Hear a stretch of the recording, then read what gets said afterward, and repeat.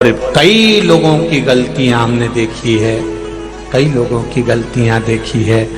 थोड़ा कहेंगे तो आप लोगों को लगेगा कि सियोर वाला महाराज फिर बोल दिया। गलतियां कई लोगों की देखी है कि आप लोग जो भगवान को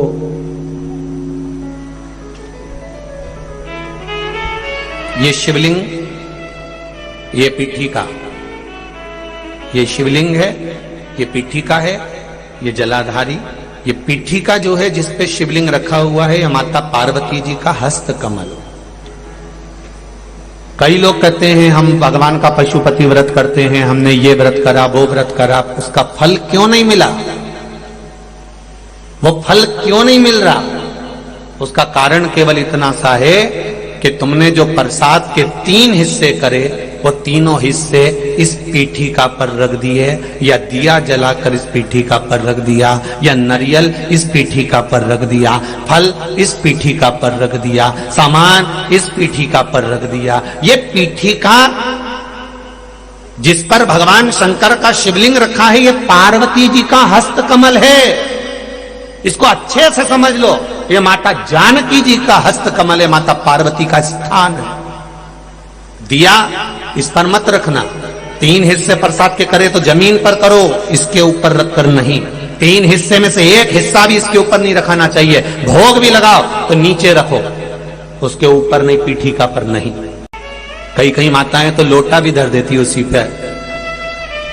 कई माताएं दिया जलता हुआ उसी पर रख देती है। कई माताएं सारा सामान उसी पर रख देती है।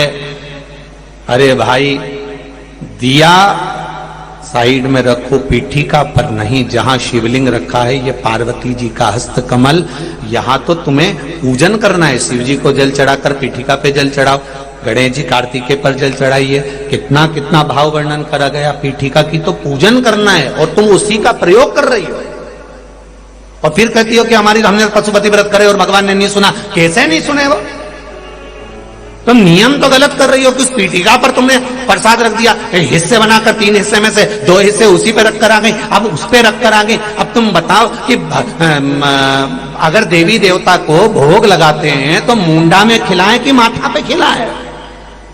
कोई भी सामग्री पीठिका पर नहीं रखना। पूजन करो, जल चढ़ाओ, फूल चढ़ाओ, बेलपत्री चढ़ाओ, कुंकू चढ़ाओ, तुम्हारी मर्जी पड़े चंदन चढ़ाओ, लाल चंदन चढ़ाओ, पीला चंदन चढ़ाओ, तुम्हारा मन पड़े वैसा तुम भगवान की आराधना करो। पर पीठिका पर कोई ऐसी वस्तु ना रखे जिससे पीठिका पर रखा हुआ सामग्री के कारण भगवान का अपमान हो जाए, माता का अपमान हो जाए। भगवान शंकर का शिवलिंग केवल शिवलिंग नहीं होता, वहां शिव और शक्ति तीनों विराजमान होते हैं।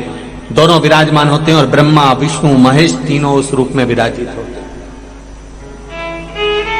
33 कोटि देवी देवता वहां विराजित होते हैं। ऐसा नहीं है कि आपने गलती नहीं करी होगी, गलती मनुष्य ही करता है।